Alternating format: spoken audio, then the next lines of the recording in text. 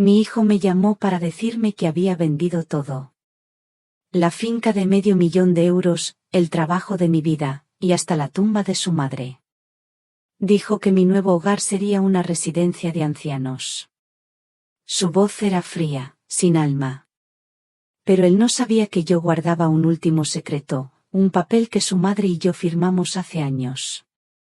Iba a aprender una lección final. Antes de continuar, suscríbete al canal y cuéntanos desde dónde estás escuchando en los comentarios. Mi nombre es Julián García Montes, y a mis 83 años, he visto más amaneceres que la mayoría de la gente ha visto días. Cada surco en la tierra de esta finca, el Robledal, es como una arruga en mi propia cara. La he trabajado con estas manos desde que era un muchacho. Primero, como jornalero. Luego, como si fuera mía. Y al final, lo fue. Ahora, estas manos ya no sirven para el arado. Solo para calmar el dolor de las rodillas con ungüento cuando la humedad anuncia el invierno. Me siento aquí, en el porche de la casa que levanté con mi Isabel, y veo como el sol de la tarde dora los campos. Es una vida tranquila. Demasiado tranquila desde que ella se fue. A veces, el silencio es tan grande que pesa. Hoy, ese silencio se rompió. El teléfono sonó dentro de la casa. Con esa estridencia que corta la paz, esa urgencia que casi siempre trae malas noticias. Entré despacio, el cuerpo ya no obedece como antes. Descolgué el auricular. Diga. Papá, soy Javier. La voz de mi hijo.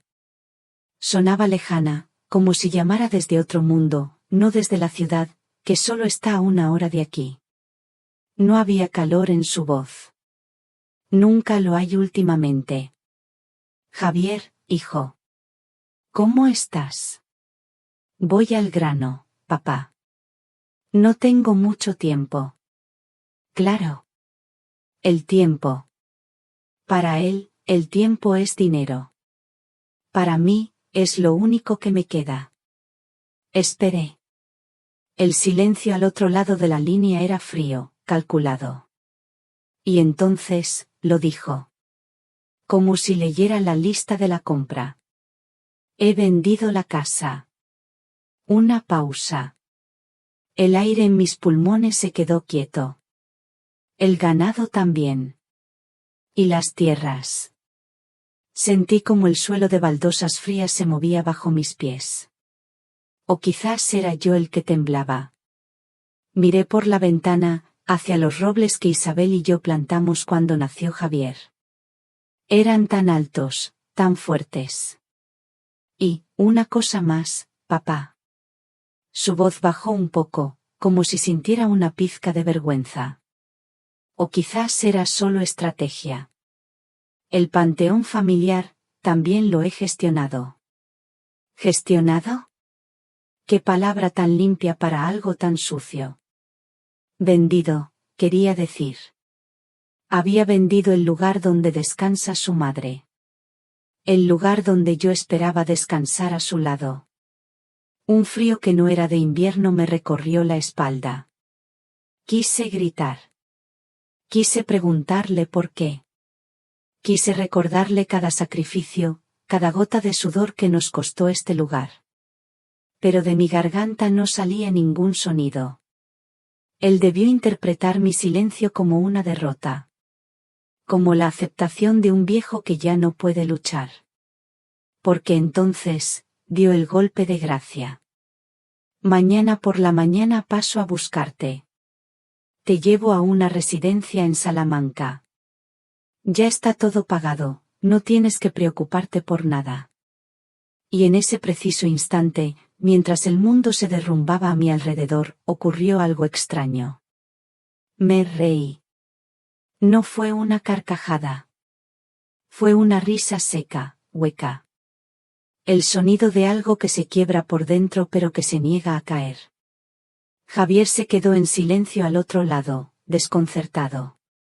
Seguramente pensó que su padre, por fin, había perdido la cabeza. Respiré hondo. Mi voz, que un segundo antes no existía, salió firme. Sorprendentemente firme. Estás equivocado, Javier. Silencio. Podía casi oír sus pensamientos, su confusión. Escúchame bien, continué, y cada palabra era una piedra que colocaba de nuevo en los cimientos de mi vida. Estás muy equivocado, porque yo tengo el usufructo vitalicio de esta finca. Firmado ante notario. El silencio de Javier ahora era diferente. Ya no era de arrogancia. Era el silencio del cazador que acaba de pisar su propia trampa. Y ahora, si me perdonas, dije con una calma que me asustó hasta a mí, tengo cosas que hacer. Colgué el teléfono. Con cuidado, sin un golpe. Lo deposité en su sitio como si fuera algo frágil. Me quedé de pie, en medio del salón. La casa estaba en silencio otra vez, pero ya no era un silencio de paz. Era un silencio expectante. Mis ojos se perdieron en los campos, en la tierra oscura y fértil. La tierra de Isabel. Y fue entonces cuando la vi. No de verdad, claro. La vi en mi memoria, el día que llegamos aquí por primera vez, con las manos vacías y el corazón lleno de sueños. Su sonrisa. ¿Cómo era posible que un hombre pudiera olvidar el origen de todo? ¿Cómo era posible que mi propio hijo? Todo había empezado mucho antes de esta llamada. Mucho antes. Había empezado con un sueño, en una tierra que no era nuestra, bajo un sol que quemaba igual para ricos y para pobres. Para entender por qué un trozo de tierra puede ser más importante que la sangre, hay que haber empezado sin nada. Yo empecé así. Con un par de manos fuertes y nada en los bolsillos, en esta misma comarca de Salamanca, allá por los años 60. El mundo era diferente. La vida era más dura, pero quizás más sencilla. O eso me gusta pensar ahora. Mi único patrimonio era el sudor. Me alquilaba por jornales, de finca en finca, durmiendo en pajares y comiendo lo que me daban. Pero mientras mis manos araban la tierra de otros, mis ojos buscaban un horizonte propio. Soñaba con un pedazo de campo que respondiera solo a mi esfuerzo, que bebiera mi sudor y me devolviera el fruto. Un lugar para echar raíces. Y entonces, en la fiesta del pueblo, la vi. Se llamaba Isabel. Tenía el pelo negro recogido en una trenza y unos ojos que no eran azules ni verdes. Eran del color de la miel al trasluz. Bailaba con sus amigas, y su risa era el único sonido que yo escuchaba por encima de la música de la orquesta. Esa noche hablamos. Hablamos poco de amor y mucho de futuro. Descubrí que su sueño era como el mío. Ella tampoco quería una vida de servidumbre. Quería un hogar. Nos casamos un año después, con lo opuesto. Empezamos en una casita alquilada que tenía más goteras que techo. Yo trabajaba de sol a sol en la finca de un terrateniente, y ella cosía para fuera y criaba algunas gallinas. Cada peseta que sobraba, que eran pocas, iba a una caja de hojalata que guardábamos debajo de la cama. Era la caja de nuestro sueño. Ahorramos durante años. Años de privaciones, de ver pasar la vida desde la ventana mientras nosotros trabajábamos. Para comprar nuestra primera parcela, 5 hectáreas de tierra seca y pedregosa que nadie quería, tuve que vender el reloj de plata de mi padre. El único recuerdo que me quedaba de él. Isabel no dijo nada, solo me apretó la mano. Ella entendía que a veces hay que soltar el pasado para poder construir un futuro. Esa tierra fue nuestro principio. La trabajamos hasta sangrar. Le quitamos las piedras una a una, como si le quitáramos las penas. Cavamos un pozo con nuestras propias manos. El agua que brotó nos pareció un milagro. El dolor en la espalda al final del día era una medalla, y el sudor que empapaba nuestras ropas era la moneda con la que pagábamos nuestro porvenir. Luego nacieron los hijos. Primero Javier, el mayor. Después vino Elena, la luz de la casa. Y finalmente Carlos, el más tranquilo. La casa se llenó de risas y de trabajo. Porque ellos, desde pequeños, aprendieron lo que costaban las cosas. O eso creía yo. Les enseñé a amar la tierra, a entender el ciclo de las estaciones, a respetar a los animales. Recuerdo a Elena y a Carlos, con las manos llenas de barro, intentando ayudarme en el huerto. Se reían, jugaban. Javier era diferente. A él no le gustaba ensuciarse. Prefería quedarse en la cocina, viendo cómo su madre contaba las monedas de la caja de hojalata. Tenía buena cabeza para los números, eso sí. Decía que cuando fuera mayor, sería él quien nos haría ricos, pero no con las manos, sino con la cabeza. Tenía manos de contable, no de labrador. Isabel y yo nos reíamos. Orgullosos. Qué tontos fuimos. Con los años, compramos más tierra. Hectárea a hectárea. La finca crecía. Levantamos esta casa, ladrillo a ladrillo, en los fines de semana. Plantamos los robles, uno por cada hijo. Compramos las primeras cabezas de ganado charolés. Ya no éramos los jornaleros. Éramos don Julián y doña Isabel, de la finca El Robledal. Un nombre que sonaba a orgullo, a recompensa. Un nombre construido con la tierra y el sudor. Nuestro sudor. El de Isabel y el mío. El tiempo, que para un agricultor es un aliado que trae las cosechas, para una familia puede ser un ladrón silencioso. Te roba la infancia de tus hijos sin que te des cuenta. Un día están aprendiendo a andar, y al siguiente, se van a estudiar a la ciudad y vuelven con ideas que ya no entiendes. Mis hijos crecieron. Elena se hizo maestra, una buena mujer, sensible como su madre. Carlos estudió para veterinario, un alma noble que amaba el campo tanto como yo. Y Javier. Javier estudió empresariales. Volvió de Salamanca con un diploma, un coche de segunda mano y un montón de palabras nuevas: optimizar, inversiones, flujo de caja. Se casó con Mónica, una chica de la ciudad. Educada, sí, pero con ojos que miraban nuestra finca no como un hogar, sino como una propiedad. Para ella, los robles no eran recuerdos, eran madera. El ganado no eran animales, eran activos. Las primeras grietas aparecieron en las conversaciones de sobremesa de los domingos. Javier me decía que la ganadería tradicional era cosa del pasado. Que había que invertir en tecnología, asociarse con grandes empresas. Yo le hablaba del cuidado del pasto, del respeto a los ciclos. Él me respondía con gráficos de rentabilidad.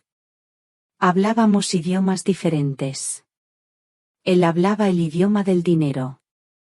Yo, el de la tierra.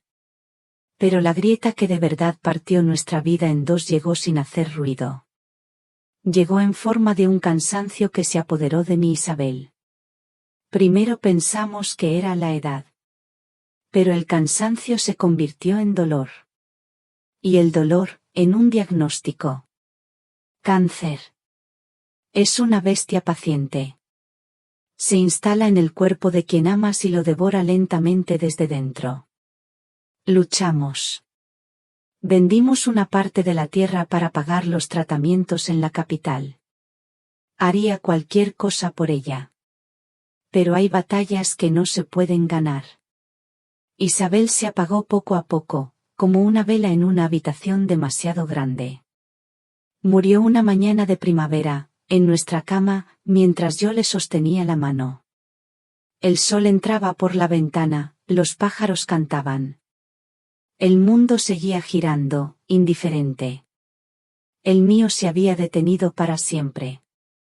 La cocina, que siempre olía a pan recién hecho, empezó a oler a silencio. Su silla en la mesa del comedor se quedó vacía. Y ese vacío era un grito constante que nadie más parecía oír. En el entierro estuvo todo el pueblo. Amigos, vecinos. Lloramos juntos. Mis hijos Elena y Carlos no se separaron de mi lado. Javier llegó tarde y se fue pronto. Se acercó a mí, me dio una palmada en la espalda, torpe, incómoda. Lo siento, papá. Tengo una reunión importante en Valladolid, no puedo faltarla. Una reunión. Su madre acababa de morir, y él tenía una reunión importante. No le dije nada. ¿Qué podía decir? Solo sentí un frío distinto al de la pena. Un frío que nacía de la decepción. Esa fue la primera vez que miré a mi hijo y no reconocí en él nada de mí, ni de su madre. La grieta se había convertido en un abismo. Unas semanas después, Javier vino a verme. Se sentó en este mismo porche. Me dijo que yo ya estaba mayor, que había sufrido mucho. Que merecía un descanso. Deja que yo me ocupe de todo, papá, me dijo. Confía en mí. Yo me encargaré de la finca. Tú solo tienes que descansar. Y yo, en mi soledad, en mi dolor, quise creerle. Ansiaba creer que detrás de esas palabras frías aún quedaba algo del niño que un día contó monedas en la cocina de su madre. La pérdida de un ser querido nos cambia para siempre. A mí, me dejó un silencio que mi hijo prometió llenar, pero lo hizo de la peor manera. Historias como esta nos recuerdan la importancia de la familia. Si tienen un momento, me gustaría mucho que compartieran en los comentarios un recuerdo valioso de sus padres o abuelos. Leerlos me hará sentir menos solo. La confianza de un padre es un cheque en blanco. Y yo le di el mío a Javier. Empezó poco a poco. Con papeles. Montones de papeles que yo no entendía. Venía los domingos, no a comer, sino a trabajar. Extendía los documentos sobre la mesa de la cocina, la misma mesa donde su madre le enseñó a leer. Papá, esto es para optimizar los impuestos, me decía. Esto otro, para proteger el patrimonio de la familia. Usaba palabras que sonaban importantes, seguras. Y yo, que solo sé leer la tierra y el cielo, firmaba donde él me indicaba. ¿Cómo iba a desconfiar de mi propio hijo? Un día, me enteré de que había hablado con sus hermanos. Les había comprado su parte de la herencia. Una miseria, me confesó Elena después, llorando. Pero en ese momento, Javier me lo explicó de otra forma. Es para simplificar la gestión, papá. Así todo está centralizado. Es más eficiente. Eficiente. Otra de sus palabras. Luego, empezó a despedir a la gente. Hombres que habían trabajado conmigo durante 30 años. Como Miguel, mi capataz, que era casi un hermano para mí. Un día, simplemente, no volvió. Cuando le pregunté a Javier, se encogió de hombros. Era mayor, papá. Lento. Necesitamos gente joven, con energía. Puso en su lugar a un encargado que no era del pueblo, un hombre con ojos fríos que me miraba como si yo fuera un mueble viejo. Comencé a sentirme como un extraño en mi propia casa. Los sonidos de la finca cambiaron. Ya no oía las risas de los hombres de siempre, sino el ruido eficiente de máquinas nuevas. El robledal se estaba volviendo un lugar silencioso. Un lugar triste. Un día, Miguel vino a verme a escondidas. Se quedó de pie en la cancela, no quiso entrar. Julián, me dijo, llamándome por mi nombre, no como patrón. Tenga cuidado. Su hijo Javier no es como usted. No dijo más. No hacía falta. Sus ojos lo decían todo. Pero el velo que cubría mis ojos, ese velo tejido con amor de padre y con la soledad de un viudo, no se rasgó del todo hasta una mañana de otoño. Vino a verme el señor Morales, el director del Banco del Pueblo. Un hombre serio, amigo mío desde hace 30 años. No vino en su coche, sino andando. Un gesto extraño que me puso en alerta. Se sentó conmigo en el porche. No aceptó ni un café. Julián, empezó, con la voz baja. Vengo como amigo, no como director del banco. Lo que te voy a decir, no debería decírtelo. Esperé. El corazón me empezó a latir más deprisa. Ha habido movimientos muy grandes en la cuenta de la finca. Transferencias. Mucho dinero, Julián. Javier se encarga de eso, respondí, casi a la defensiva. Está modernizando la explotación. El señor Morales me miró fijamente. Sus ojos estaban llenos de lástima. Julián, somos amigos desde hace 30 años. Solo te puedo decir una cosa. Revisa bien los papeles que has firmado últimamente. Y busca un abogado de tu confianza. No el abogado de tu hijo. El tuyo. Se levantó para irse. En el umbral, se detuvo y añadió algo más, casi en un susurro. Hablamos de casi €500,000. Casi €500,000. La cifra se quedó flotando en el aire del porche, increíble, monstruosa. Cuando se fue, me quedé sentado, inmóvil. El sol de la mañana ya no calentaba. Sentí el frío de la traición, un frío que se te mete en los huesos y que ningún fuego puede quitar. Esa noche no dormí. Abrí la vieja caja de hojalata de Isabel, donde ahora guardaba los papeles importantes. Busqué las copias de los documentos que Javier me había hecho firmar. Con la ayuda de una lupa, empecé a leer. No entendía la mayoría de las cláusulas, pero sí entendía los nombres de las empresas a las que se había transferido el dinero. Empresas de las que nunca había oído hablar. Empresas con sedes en Madrid, en Valladolid. Y entonces, lo vi. En la última página de un fajo de papeles que yo creía que eran para los impuestos. Mi firma. Debajo de una frase que sí entendía perfectamente, cesión total de la propiedad. Le había entregado mi vida. Con mi propia mano. El coche, viejo y cansado como yo, me llevó al único lugar donde podía ir. Al cementerio. El sol de la mañana era débil, un sol de finales de otoño que ya no tiene fuerza. Me senté en el suelo frío, junto a la lápida de mármol. Isabel Montes. Su nombre. Tan sencillo. Tan lleno de todo lo que yo había perdido. Le hablé.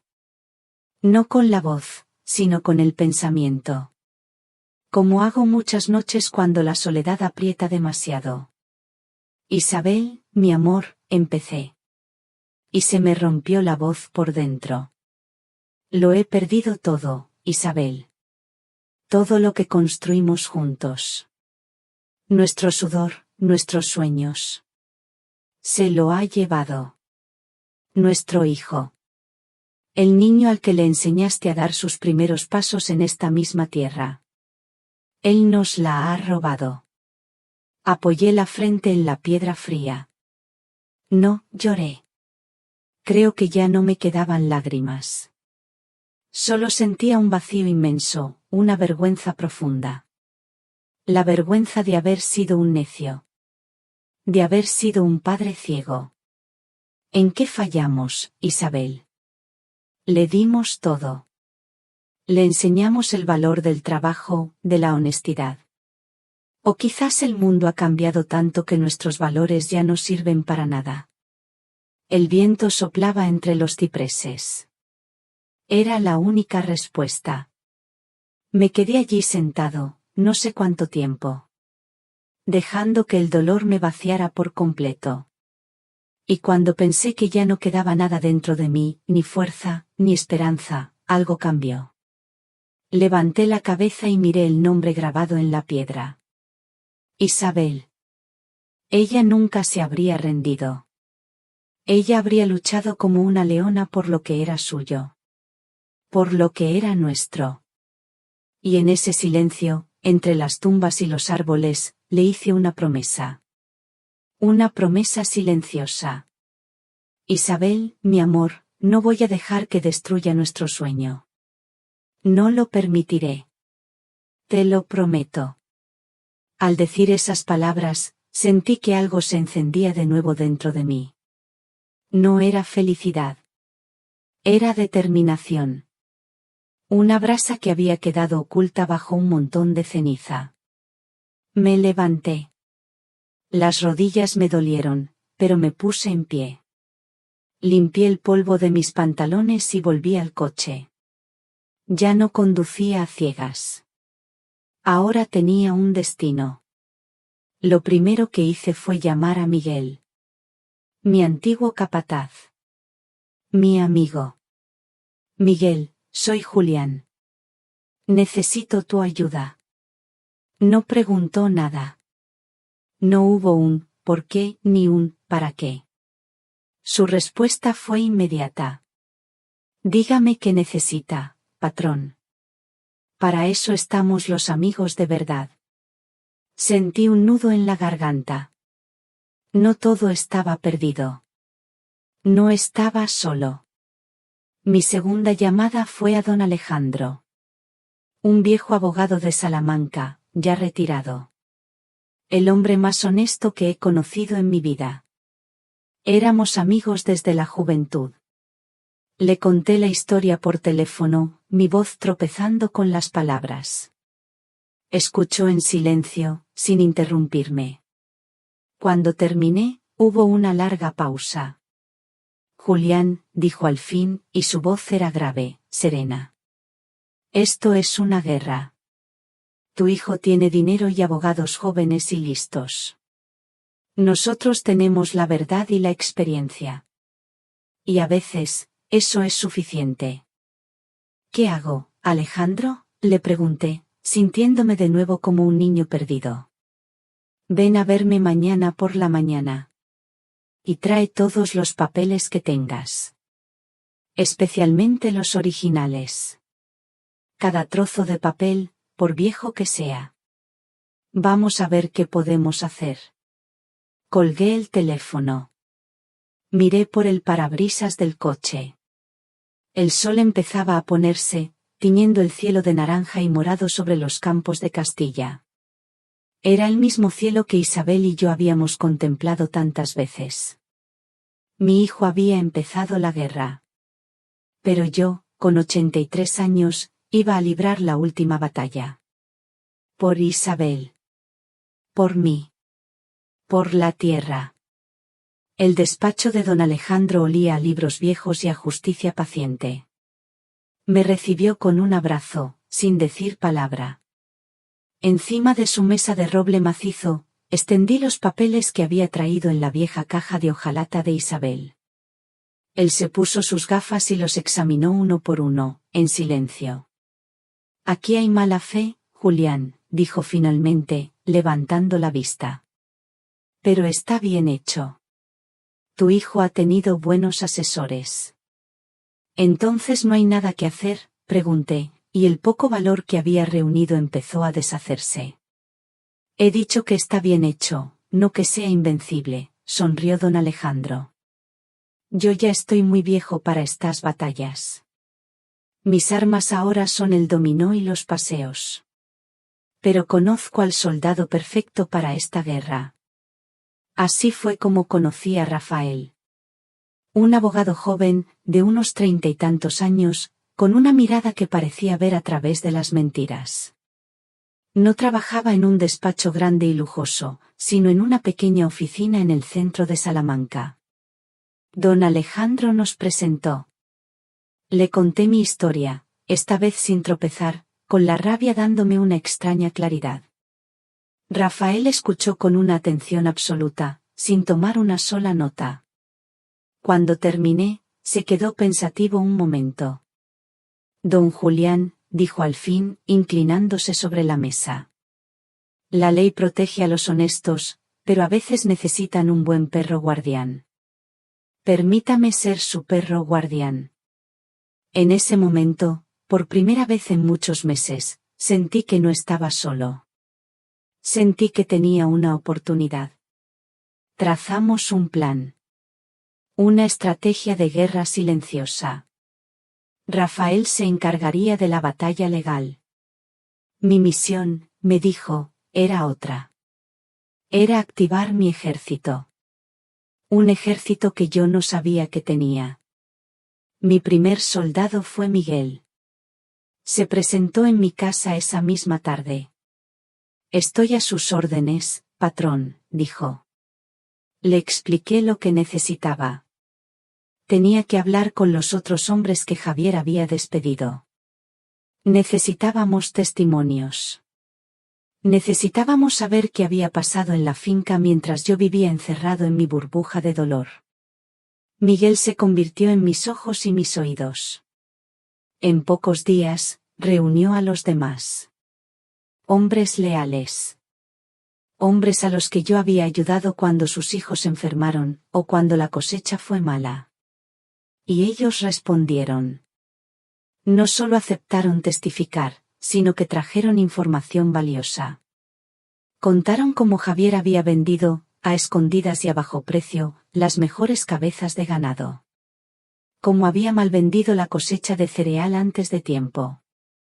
Estaba vaciando la finca poco a poco, como un parásito. Mientras tanto, Rafael movía sus hilos en la ciudad. Fue a hablar con señora Pilar, la oficial de la notaría. Una mujer recta, de las de antes, que me conocía de toda la vida. Rafael, con mucho tacto, le explicó la situación y le pidió que revisara los expedientes. Legalmente, ella no podía hacer mucho. Pero la lealtad, a veces, está por encima de las normas. Y entonces, encontramos la primera grieta en la armadura de mi hijo. Una tarde, Rafael me llamó. Su voz sonaba excitada. Don Julián, tenemos algo. Señora Pilar ha estado revisando los registros. La firma digital que autoriza la transferencia final de la propiedad, se realizó desde una dirección IP de un hotel en Madrid. No entiendo qué significa eso, le dije. Significa, explicó Rafael con paciencia, que la firma se hizo a través de un ordenador en Madrid. Y señora Pilar recuerda perfectamente que ese mismo día, a esa misma hora, ella lo vio a usted comprando fruta en el mercado del pueblo. Ella misma lo saludó. ¿Se da cuenta? Es imposible que usted estuviera en dos sitios a la vez. Me quedé en silencio, asimilando la información. Era la primera prueba sólida. Una mentira bien construida, pero con un fallo. Un pequeño detalle que lo podía cambiar todo. Tenemos que movernos rápido, dijo Rafael. Antes de que él se dé cuenta de que lo sabemos. Pero no hizo falta. Porque esa misma noche, mi hijo, creyéndose el rey del mundo, cometió el error definitivo. Me llamó por teléfono. El teléfono sonó justo cuando estaba terminando de cenar. Un trozo de pan y un poco de queso. Hacía tiempo que no tenía ganas de cocinar. Vi el número de Javier en la pantalla. Esta vez, mi corazón no dio un vuelco. Esta vez, estaba preparado. Descolgué. Papá, soy yo. Su voz sonaba impaciente, como siempre. Ya lo sé, Javier, respondí con calma. Hubo una pequeña pausa. Quizás mi tono le sorprendió. Te llamo para confirmártelo de mañana, continuó, recuperando su arrogancia. Paso por ti a las 9. Sé puntual. He vendido la casa, el ganado, las tierras y hasta el panteón de mamá. Mañana paso a buscarte. Te llevo a la residencia. Escuché el eco de sus palabras. Las mismas que la primera vez me habían dejado sin aire. Pero esta vez, las recibí con una extraña serenidad. Era el momento. No voy a ir a ninguna parte, Javier. Silencio al otro lado. ¿Qué has dicho?, preguntó, como si no hubiera oído bien. He dicho que no voy a ir. Y que tú no has vendido nada. Oí su risa. Una risa corta, despectiva. Papá, no empieces con tus cosas de viejo. Los papeles están firmados. Todo es legal. Es mío. Ahí es donde te equivocas, dije, y mi voz era tan fría como el hielo. Muy equivocado. ¿De qué demonios hablas? Hablo de un papel que tú no tienes. Un papel que firmamos tu madre y yo hace muchos años, cuando te pusimos como administrador. Hablo de una cláusula. Hablo del usufructo vitalicio de esta finca, que me pertenece hasta el día de mi muerte. Firmado ante notario. El silencio que siguió fue denso, pesado. Podía sentir su mente trabajando a toda velocidad, buscando una salida, una negación. Eso no puede ser, balbuceó. Mis abogados lo revisaron todo. Pues no lo revisaron tan bien, afirmé. Puedes tener la propiedad, Javier.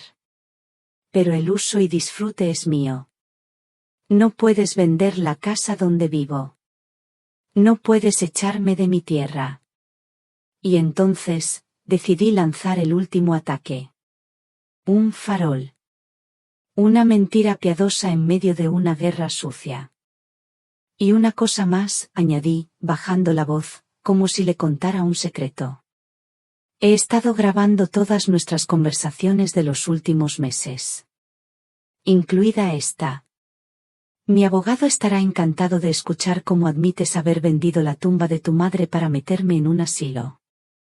El silencio al otro lado de la línea fue total.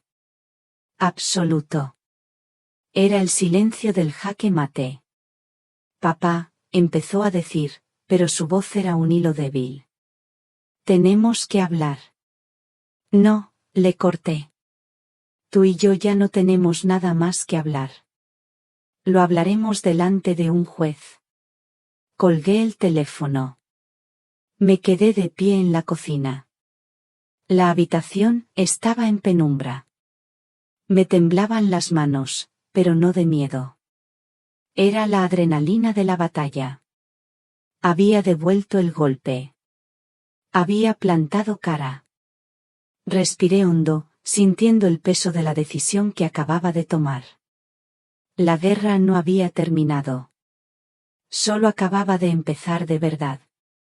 Si usted ha llegado escuchando hasta aquí, por favor, ayúdeme poniendo un número 1 en los comentarios.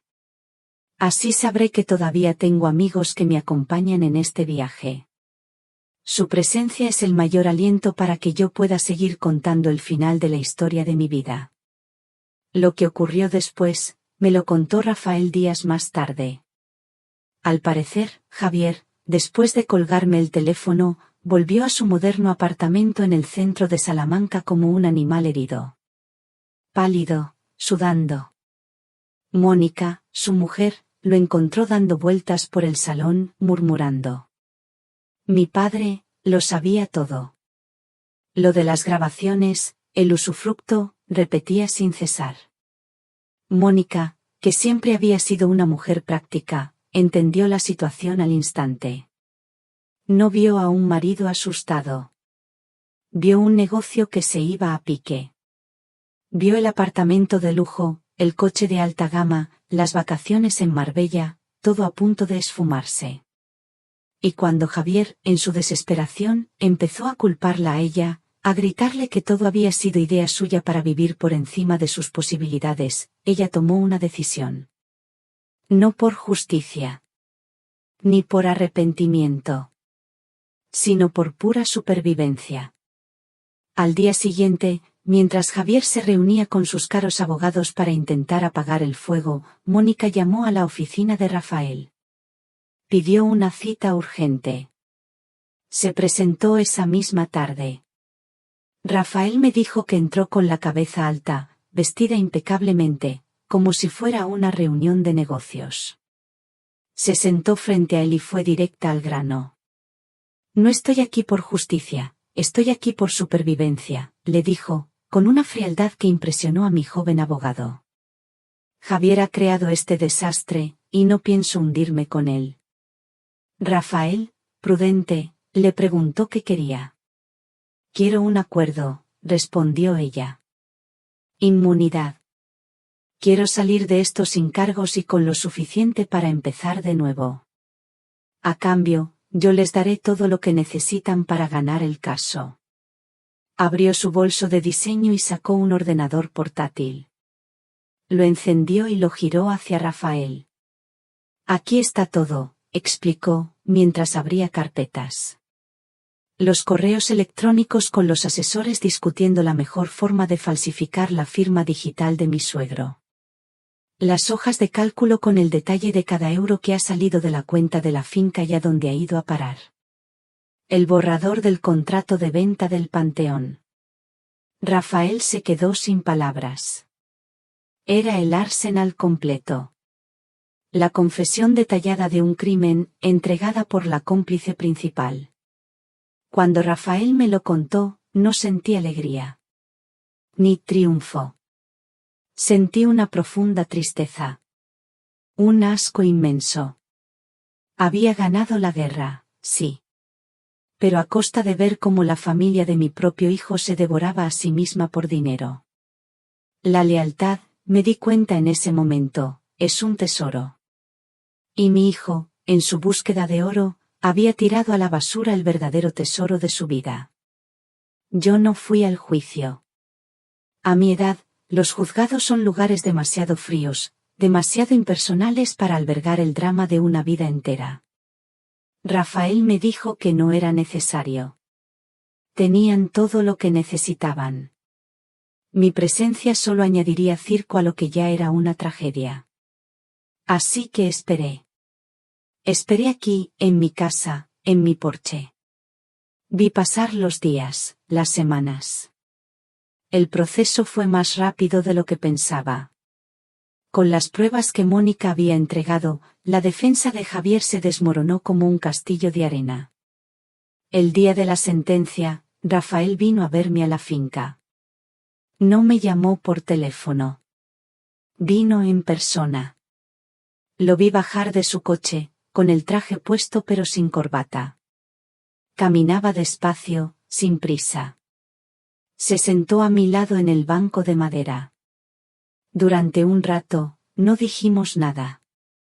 Solo miramos los campos. Se ha acabado, don Julián, dijo finalmente. Su voz era suave. Hemos ganado. Asentí con la cabeza, despacio. No sentí la euforia de la victoria. No sentí alegría. Solo sentí alivio.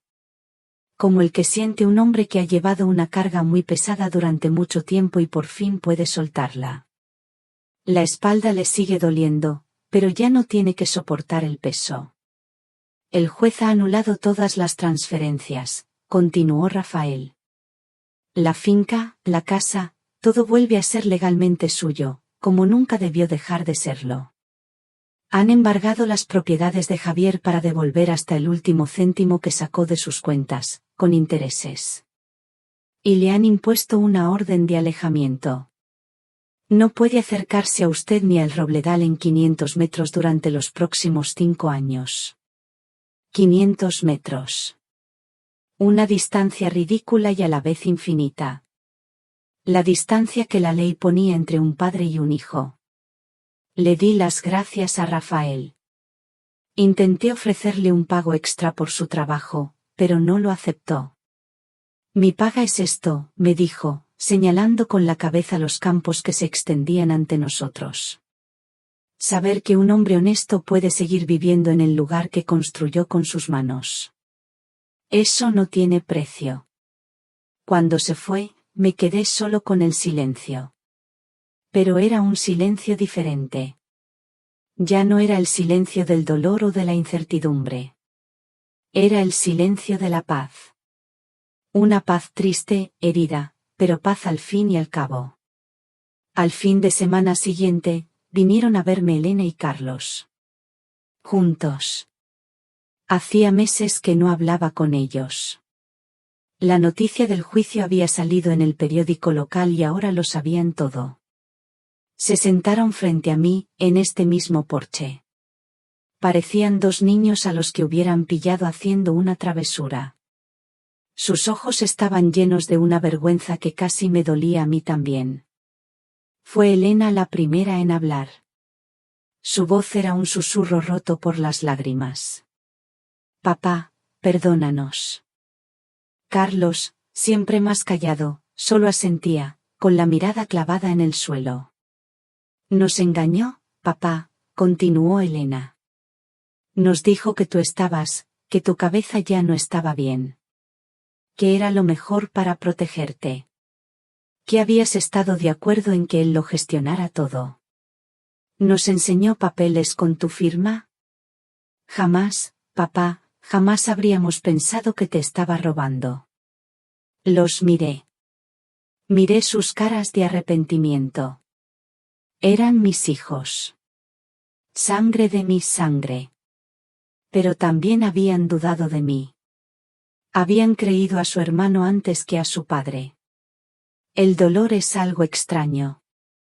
A veces, viene de quien más te quiere, no por maldad, sino por debilidad. ¿Y cuando os compró vuestra parte de la herencia? Pregunté, con la voz suave, sin rencor. ¿Tampoco os pareció raro? Dijo que era una inversión, explicó Carlos, hablando por primera vez. Que el dinero se reinvertiría y que todos ganaríamos más. Confiamos en él, papá. Es nuestro hermano. Suspiré. Un suspiro largo, que salió del fondo del alma. El problema no es que confiarais en vuestro hermano, les dije, mirándolos a los dos. El problema es que desconfiasteis de vuestro padre. Las lágrimas de Elena se hicieron más fuertes. Carlos, por fin, levantó la vista. En sus ojos vi el mismo dolor que sentía yo. El dolor de una familia rota. Se levantó, se acercó a mí y se arrodilló. Puso su cabeza en mis rodillas, como hacía cuando era un niño y se caía de la bicicleta. Perdóname, papá, sollozó. Perdóname, por favor. Puse mi mano sobre su pelo. Una mano vieja, temblorosa. Y luego puse la otra sobre el hombro de Elena, que lloraba en silencio. ¿Qué podía hacer un padre? ¿Qué otra cosa podía hacer? Ya estáis perdonados, dije, y la palabra sonó extraña en mi boca. Levantaos de ahí. Se sentaron de nuevo. El aire estaba más limpio, como después de una tormenta. El perdón se da, hijos, continué, mirándolos con toda la seriedad de la que fui capaz. Pero la confianza se gana de nuevo. Y eso lleva tiempo. Asintieron. Lo entendieron. Sabían que algo se había roto entre nosotros. Algo que necesitaría mucho tiempo, y muchos silencios, para volver a soldarse. Y quizás, nunca volvería a ser igual. Ha pasado casi un año desde la sentencia. Un año entero. 4 estaciones completas han recorrido esta tierra, y con ellas, parece que también han sanado muchas cosas por dentro. La vida en el Robledal ha vuelto a su ritmo de siempre. Un ritmo lento, marcado por el sol y la lluvia. Miguel ha vuelto como capataz, y con él, la mayoría de los hombres de antes. Sus risas han vuelto a llenar el patio de la finca por las mañanas. A veces, salgo al porche solo para escucharlos. Es mejor que cualquier música. Yo, con mis 84 años ya cumplidos, he descubierto que un hombre nunca es demasiado viejo para empezar de nuevo. Ya no puedo arar ni levantar sacos, pero puedo hacer otra cosa. Los sábados por la mañana, vienen a la finca un grupo de chavales de la Escuela de Formación Agraria del pueblo. Les enseño lo que sé. No lo que viene en los libros, sino lo que se aprende observando a las nubes, tocando la tierra, entendiendo el lenguaje silencioso de los animales. Ver sus ojos jóvenes, llenos de curiosidad, me ha devuelto una parte de la vida que creía perdida. ¿Y mis hijos? La confianza, como dije, tarda en volver. Pero el amor es una raíz fuerte. Elena y Carlos vienen a verme todos los fines de semana. Sin falta. Traen a mis nietos. La casa, que durante tanto tiempo fue un mausoleo de silencio, se llena ahora con sus carreras y sus gritos de alegría. Corren por los mismos campos donde sus padres crecieron. Vuelven a casa con las rodillas sucias de barro y las manos oliendo a hierba. Y ese olor, el olor de la infancia, parece que está limpiando el aire viciado que dejó la traición. He ido con Rafael a hacer un testamento nuevo. Uno muy claro, sin letras pequeñas. Mis hijos Elena y Carlos heredarán la finca a partes iguales. Pero he incluido una cláusula. Una cláusula de usufructo vitalicio para ellos, para que nunca puedan quitarles lo que es suyo. Y una condición, la finca no se podrá vender hasta que el menor de mis nietos cumpla los 21 años. Quiero darles tiempo. Tiempo para que aprendan a amar esta tierra, no solo a poseerla. El amor es la única atadura que de verdad protege las cosas. ¿Y Javier? Lo perdió todo. La justicia le obligó a vender el apartamento de lujo, el coche, todo, para pagar lo que había robado. Mónica se divorció de él y se fue, dicen que al sur, con su parte del acuerdo. Según me contó Elena, mi hijo mayor ahora vive en un pequeño piso de alquiler en Valladolid y trabaja como contable en una empresa de transportes. Un trabajo gris. Anónimo. Lejos de la grandeza que tanto ansiaba. La orden de alejamiento sigue en vigor. A veces, me pregunto si piensa en mí. Si alguna vez se arrepiente. Hace un mes, recibí una carta. No tenía remitente. El sello era de Valladolid. La abrí con manos temblorosas.